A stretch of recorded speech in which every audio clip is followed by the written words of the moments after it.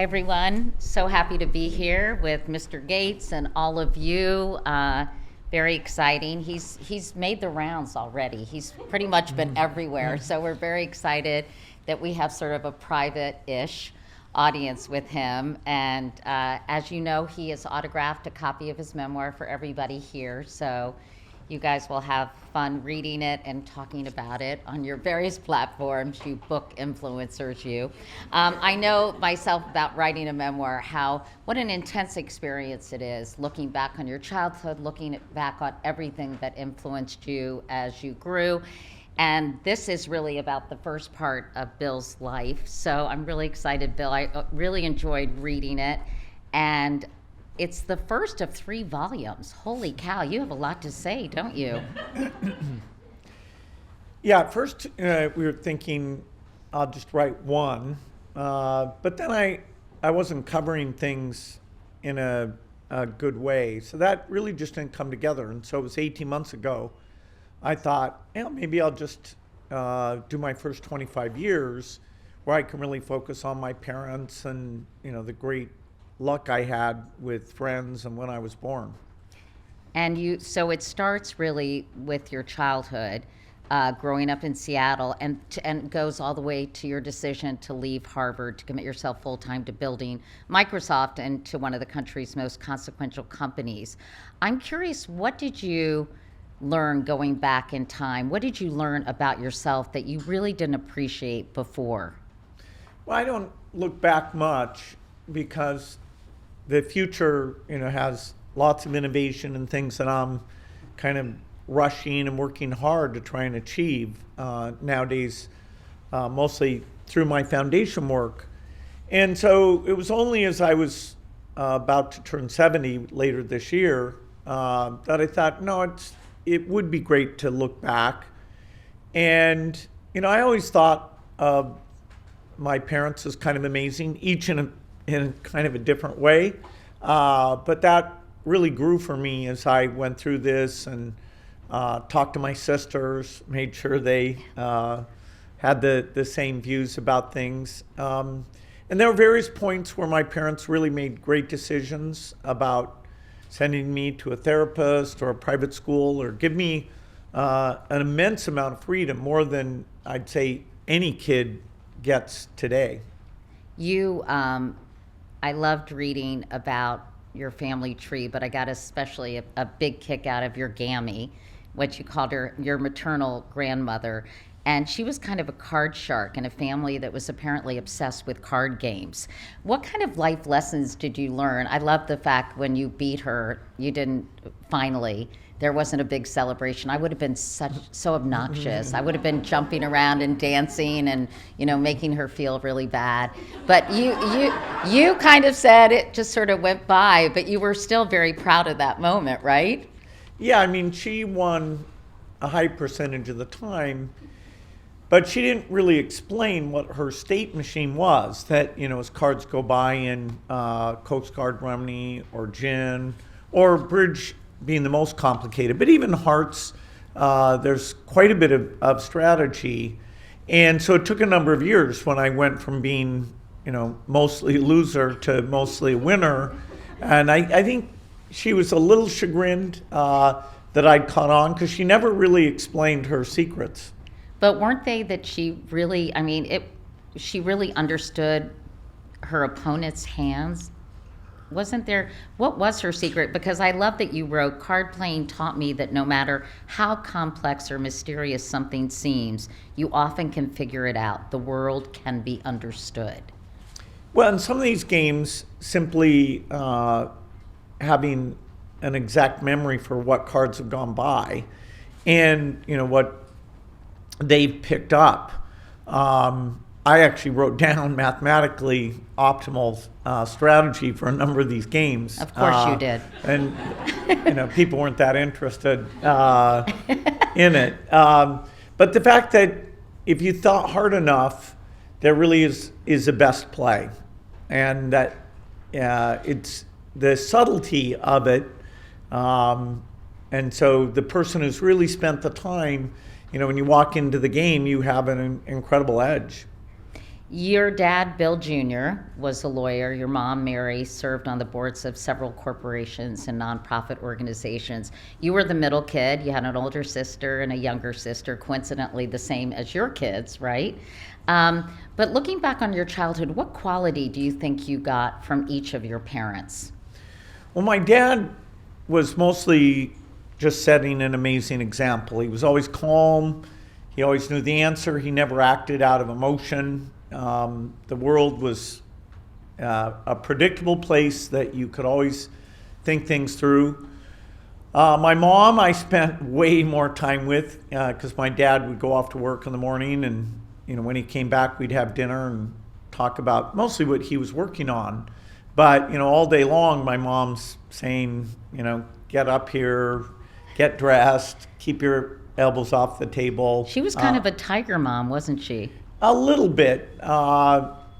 She did it kind of in an implicit way where when she would speak about other parents, she'd say, oh, they must be so disappointed, their son didn't go to college, or that, he never learned his table manners. And I said to my mom, you told me to go to Harvard. And she said, I know I never said that.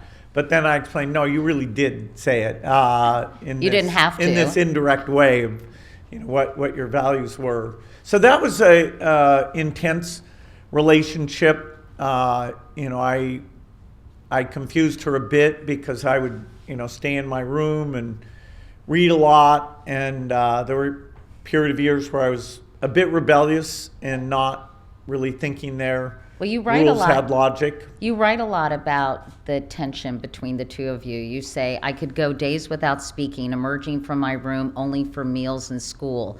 Call me to dinner, I ignored you. Tell me to pick up my clothes, nope. Clear the table, nothing. Bill, no offense, but you sound like you were a real asshole. There were about 2 years where a lot of my energy I thought he would crack a smile at least at that. He's just like, whoop. I don't think I did any permanent damage. But eventually they sent me to a therapist, and he really got my trust and gave me a bunch of books to read, and just kind of explained that putting my energy against my parents, mostly my mom, that was kind of a waste of my time, and that there wasn't any grand victory to be had there because they were on my side.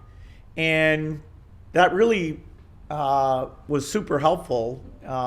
And so I gave up all that non-compliance. And but he also, Dr. Cressy was exactly. his name. He gave your parents some good advice, and that was basically a little to their dismay, you talk about in the book, to give you more freedom, right? To kind of let you be yourself. And you found that freedom through hikes with a group of, how shall I say it, fellow nerds. And I was amazed that you got through one, I loved reading about this one miserably cold hike that, you guys were up to your knees or maybe even higher in snow. It was just horrible conditions. And you got through it by writing code in your head for hours. Tell us about that and how kind of you had this alternative reality in a way that helped you cope. Yeah, the Pacific Northwest, where I grew up, there were a lot of great hikes. And through Boy Scouts, I got in with a group where we took a lot of hikes. It wasn't the hiking so much that I loved, but just having this different group of friends and kind of challenging ourselves. And you all took on different roles, like you were the fire builder, right? Right. I wasn't a great hiker. And in fact, the day where I did this software work, they had all outvoted me to take the long route because they thought it was more scenic or something. And we carried these very heavy packs, and I was pretty scrawny.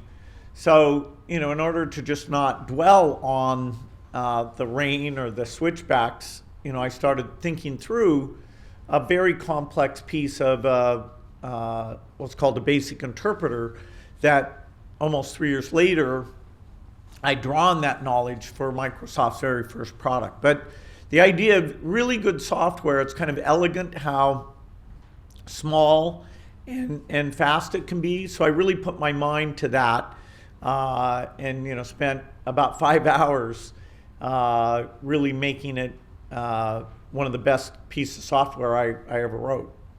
And that took your mind off the miserable then conditions. I didn't notice all those switchbacks that we were going up and down.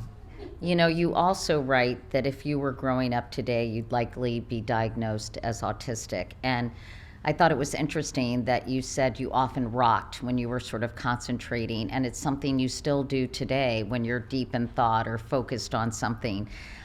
When did you realize that this might be the case, that you might be on the spectrum in some way? Well, when I was growing up, that term just didn't exist. I mean, autism was a pretty narrow definition in terms of not ever developing full social skills. And it wasn't until I was an adult in a Q&A session and somebody said that, maybe I was rocking at the time, and I thought, well, that's interesting. I don't want to say no because, what am I doing? Saying that I'm better or that would be awful, and then, some of the things do fit. My social skills were slow to develop. That ability to concentrate for, hours on end, read more books than the other kids, which ended up being a strength. That's very characteristic of that type of mind. So, it wasn't like some deficit for me, even though some things I had to work hard to get decent at. And in fact, you acknowledge that when you talk about your neurodiversity, and you say it was also a superpower, right? I mean, talk about that, some of these qualities that might be seen as, as I said, on the spectrum or differently abled or whatever, actually work to your advantage. Yeah, well, that term nerd, you never know whether it's being used as a positive or a negative. When I was growing up, it was kind of a negative about, young boys like me who would just go off and obsess about programming or any kind of technical thing, and that, we were boring and not important. Then eventually it became, oh, you're a nerd. Wow. I think it's a compliment. I think it means like a brainiac, but probably not a player. You know what I'm saying? Okay. Well, that's I'm ready. You'll accept that? Definitely. No, it's definitely specializing in wanting to read a lot about something, which in my case included learning how to write software at a time where computers were very expensive and it was very rare for people to have time on them. Through a series of experiences, each of which kind of built on the last, I got feedback about, okay, here's how you write even better software. So even by the time I graduate from high school, I've had thousands of hours, and with my intense focus, I knew a lot about software, and simultaneously the magic of these chips, microprocessors, making computing go from being very expensive to almost free, with the help of Paul Allen. We can see, hey, this software stuff is going to be the key ingredient. He wanted to do a company that we actually did the hardware, but I insisted we just do the software, and that, we were in the right place at the right time, and built. Because of that, other people just didn't see what we saw. And I'm going to talk more about Paul Allen and you guys at Harvard, but before you got to Harvard, you had a defining moment in your life. You say, unlike a lot of successful people, you had a relatively easy childhood. I mean, taking out the part of giving your mom a hard time, but you suffered the loss of your very, very good friend, and you write about it quite movingly, Kent Evans. He was killed in a mountain climbing accident when the two of you were 16 years old. And I'm curious if you could talk about the impact that had and how it changed your perspective. Yeah, so when the computer arrives at this school, Lakeside School, there's four of us, my best friend Kent, who I talk to every night, and these two older boys, one of whom was Paul, who we stayed there, even after it wasn't exciting anymore. We were just really obsessed. And so You would sneak out of your house to go to the computer some lab. nights, yeah. Yeah. And so Kent, was very outward looking. He had looked up what did generals make, what did ambassadors make, what did professors make. He got me reading Fortune magazine. And so he had this sense of, okay, what we need to think now of what we're going to be doing later. And that was a revelation to me. And I'd been a bit of a goof off, and he encouraged me not to be so lackadaisical, because he was very diligent in everything he did. So we were thinking, okay, we're going to go out there and solve big problems together. And he signed up for a mountain climbing class in our junior year of high school. He was less coordinated than I was, so nobody expected that, but his parents kind of went along because Kent had strong views about things. And we talked on a Friday night, like we always did, and he was going to be gone for the weekend. And then that Sunday, the headmaster of the school called me and said that not only Kent been injured, but he'd actually died. Which, when you're at that age, okay, grandparents maybe, but people your own age are kind of invulnerable. And so that was quite a shock. The only thing that got me, back thinking forward was, when I would spend time with Kent's parents, it was kind of an irreparable loss for them. He was amazing to them and to me. And so, I was lucky that all those things Kent had taught me, I could go back and do. In fact, that summer I had committed to do a very complicated piece of software, school scheduling. So I called Paul, who'd gone off for his first year of college, and then he came back. And that's sort of where he and I spent a lot of time together. And, eventually that led to us founding Microsoft about 3 years later. In fact, there's a scene in the book where Paul Allen bursts into your dorm room at Harvard holding the January 1975 issue of Popular Electronics with this headline, Project Breakthrough, World's First Mini Computer Kit to Rival Commercial Models. And he said to you, it's happening without us. That was a real kick in the pants for both of you, wasn't it? Yeah, I had helped Paul get a job back in Boston. So he was on leave, and we were just brainstorming all the time about this insight about how magical these chips were and what they would do, and different ideas, and just stunned that other people didn't see how big this would be, but still thinking through, okay, what was our role in all of it? And so, yeah, when he bought that magazine at Harvard Square, and it's a cold Boston winter, we said, okay, we are going to be on the ground floor, and now it's happening. And so even though I love my time at Harvard, that's when I had to make the plan. Okay, I'm about to go on leave. And was your mom bummed out that you quit Harvard? Well, I didn't quit. I mean, you go on leave, so if your company fails, they don't shun you, or you had a failed company, or you were gone for a year. It would have been fine. I didn't have, kids to support or anything like that. And, my computer skills were quite valuable. So I didn't think of it as risky at all. She might have been a bit worried about it, because she always wondered if I was taking the wrong turn that she needed to advise me on. But we started small, and then a few years later, at the end of the book is when I'm 1979. I've decided to move Microsoft back to Seattle. And we only have about 18 people, but we're on our way to be sort of the software company. And the book ends when you're around 23. You get into your Porsche. Nice ride for a college kid, by the way. Oh, it was a used 911. Okay.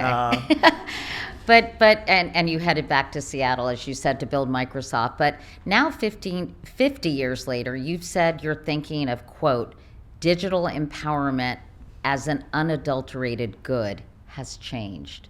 And I'm curious back then, Bill, if you ever envisioned technology being as transformative and as negative a force in society in some cases that it's become. In the early days, it felt like a pure, unadulterated good thing that you could type documents and do spreadsheets and communicate with people all over the world.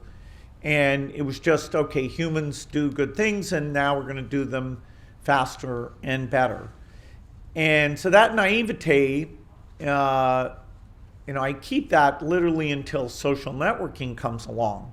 In fact, we thought the biggest problem with computers was that not everybody had access. So we need to make them even cheaper and get them into the inner city and get them into developing countries. So this digital divide was something that I worked on, putting computers in libraries, and Microsoft also did a lot on that.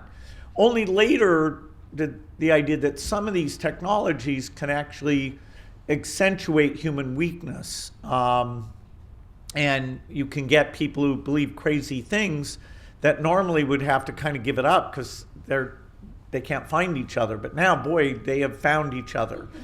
For crazy idea A, they've got a quorum. For crazy idea B, they've got a quorum. And all day long, they're enjoying being off in that, sort of non-factual but self-reinforcing group.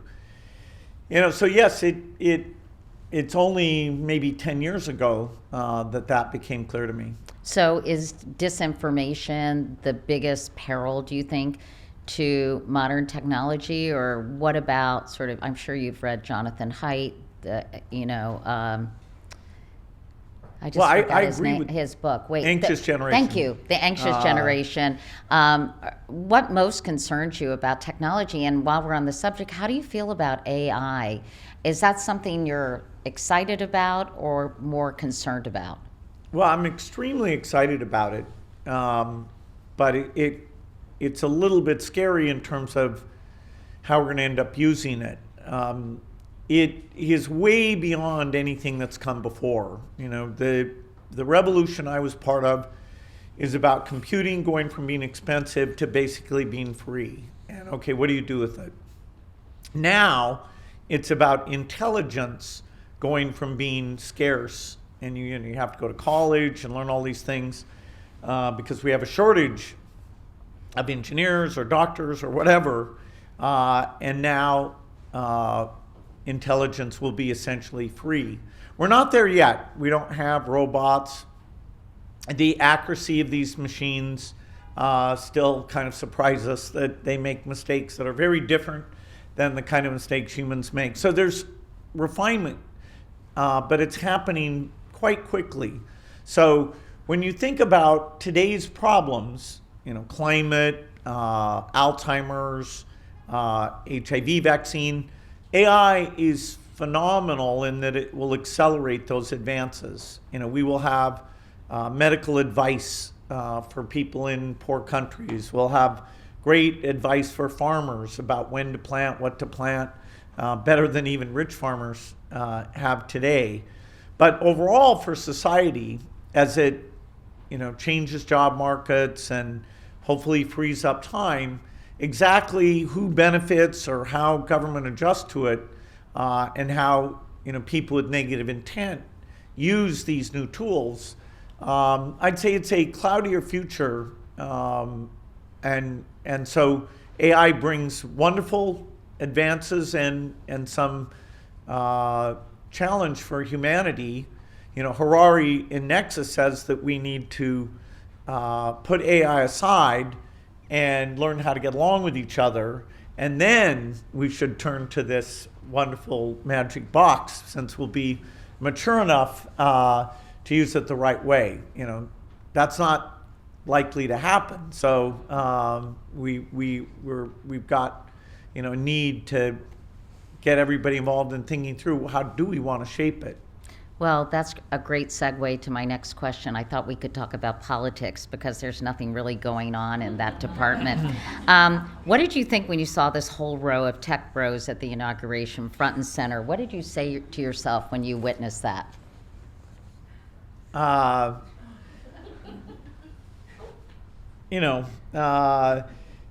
They make their own decisions. You must have thought something, though, when you saw that. No, I wouldn't have predicted it. And yet, when you have a new administration, they're going to wield a lot of authority, including over those companies.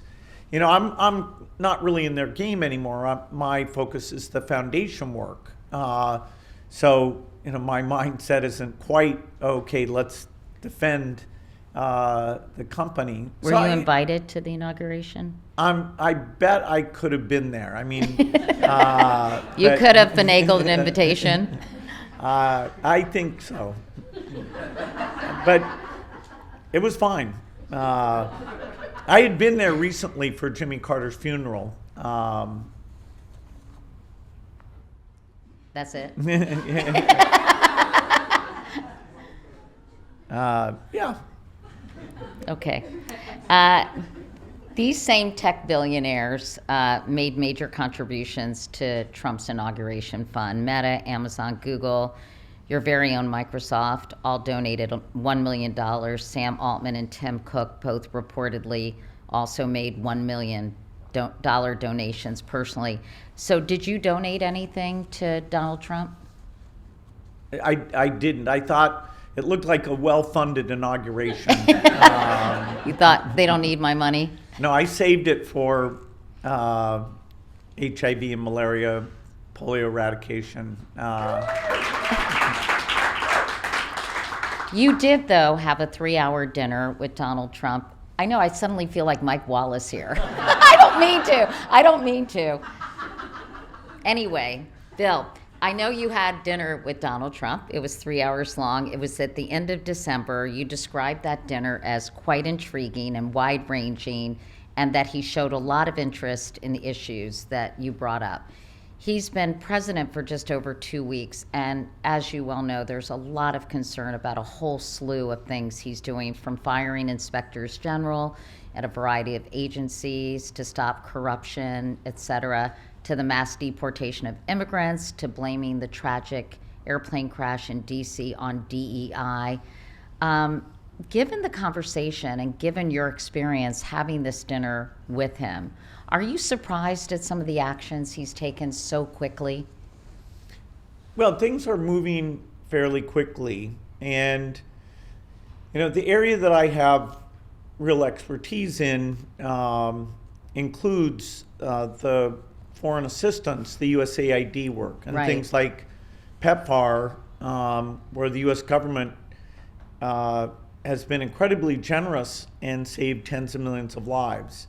And so when I saw President Trump, I said, let's maintain this generosity and let's accelerate innovation. We don't have an HIV vaccine. We don't have an HIV cure.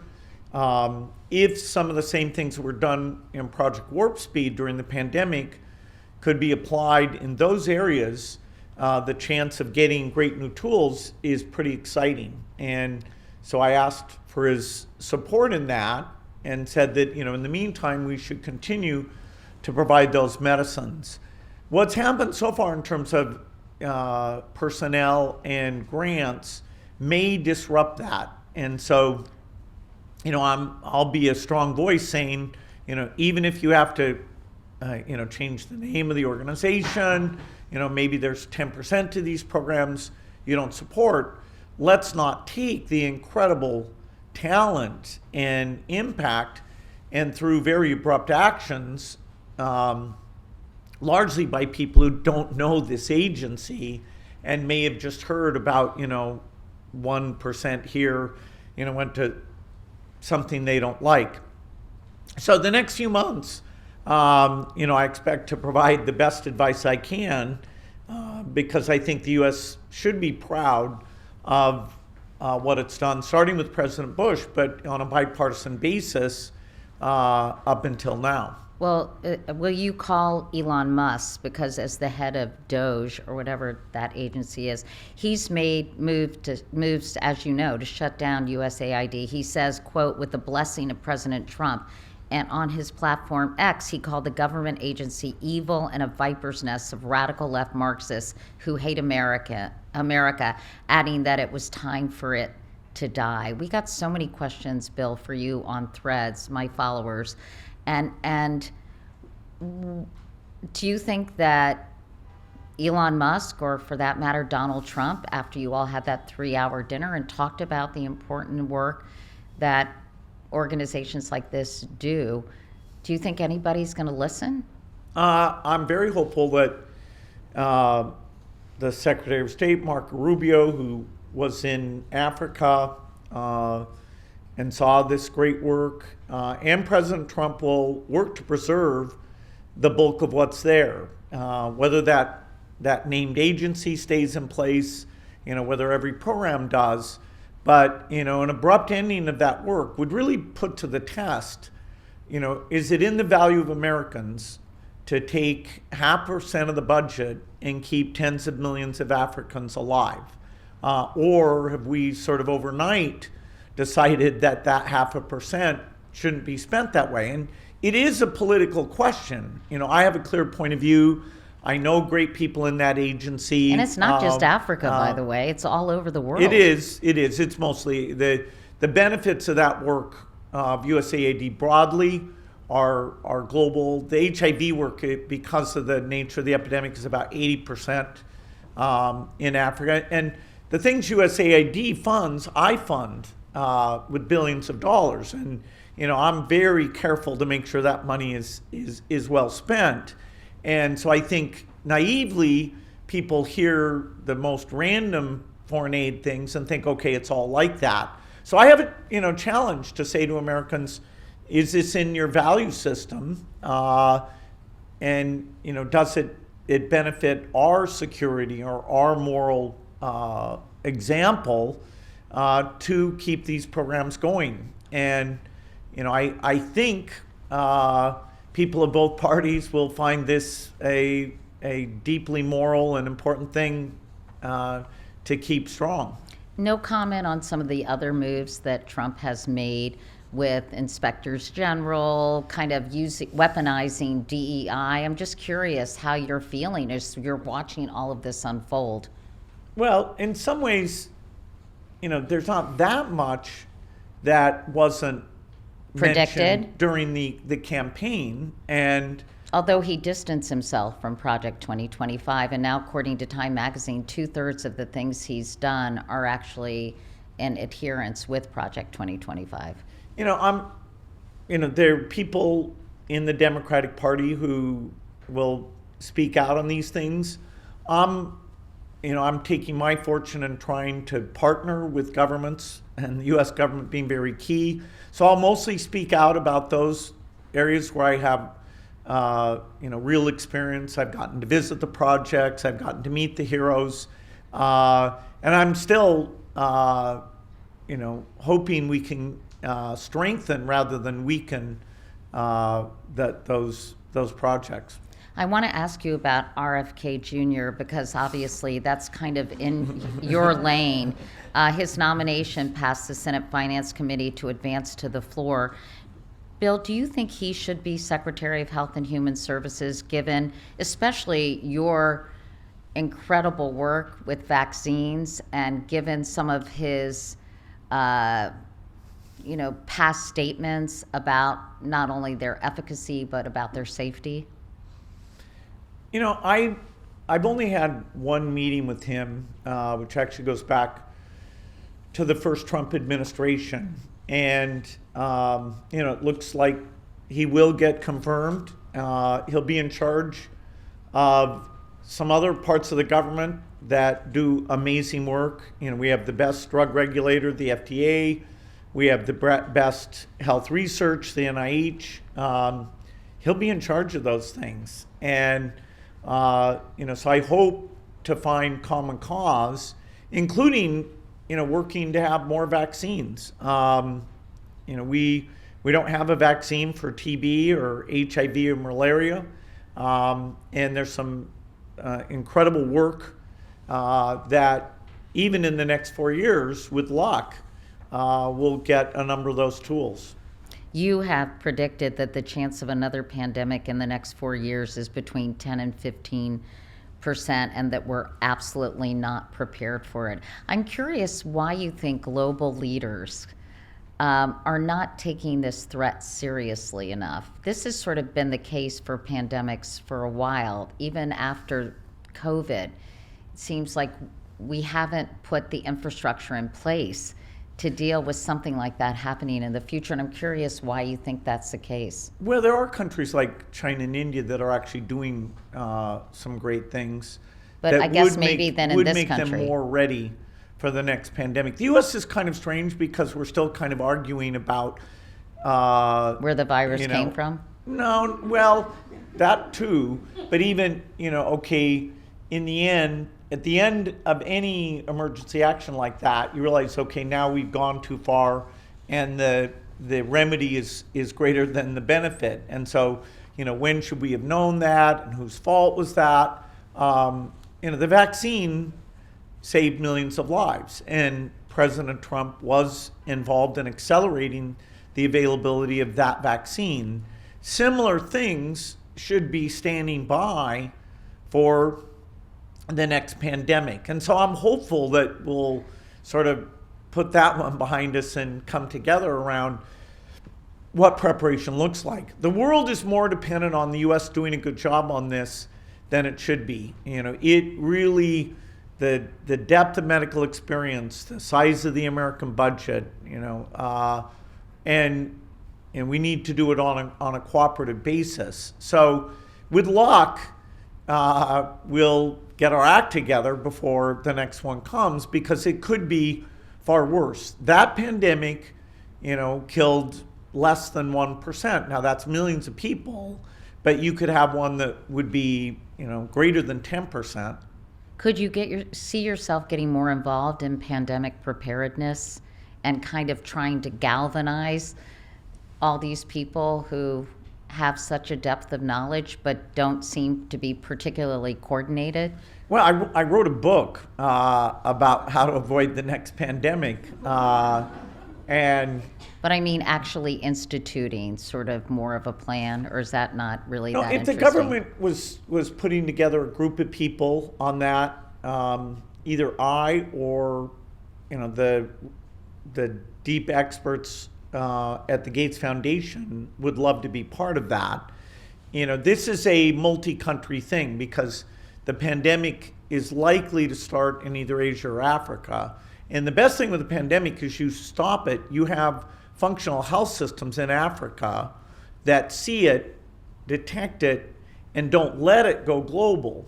And that's partly an additional benefit besides what I think should justify it by itself, which is the moral idea of saving lives. And so yes, if the world gets serious about this, I think about it. I have great people outside of the pharma companies.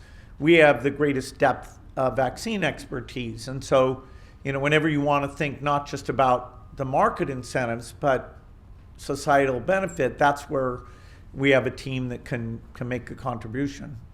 As you mentioned, I have so many questions, but we're running out of time. But you mentioned you're going to be turning 70, I guess, in October, right? Right.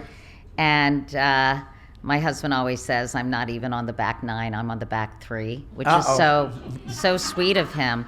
But as you approach the big 7-0, I mean, what are you thinking about? What do you want to accomplish, Bill, that you have yet to accomplish? Because you're always, I think, striving to do more. Yeah, most of my time is being smart about giving the money away that I'm lucky enough to have, and building a phenomenal team of people at the Gates Foundation. Global health is the thing we've picked, and so far it's gone very well. Because of our partners' generosity, with the U.S. government being top of that list, have allowed us to get childhood under 5 deaths from 10 million a year at the turn of the century now down to below 5 million. And if we stay the course, we will be able to cut that in half again. So for me, eradicating polio, where we're close but not there yet, then moving on to eradicate measles and malaria, and to get kind of an equity where a child's life in these poor countries is also valued, where they get the nourishment to thrive. It's very fulfilling work. And the innovation pipeline, that's a very positive story. The delivery pipeline, where the world is getting distracted and we need to renew our values and commitment to these things, that's looking tough, at least in the near term. But the innovations are going to come, and eventually I think people will come back and do this just on a pure value basis. You're never going to retire. You're never going to sit on a beach and drink pina coladas. Well, as long as I think my organizing teams and challenging teams really can help drive these things forward, that is the most fun thing for me to do. And do I have 10 more years or 20 more years of doing that? Hard to say, but for now I'm full speed ahead. Well, Bill Gates, the book is called Source Code, My Beginnings. Thanks so much, Bill. Fun Thank talking you, Katie. to you. Thank you.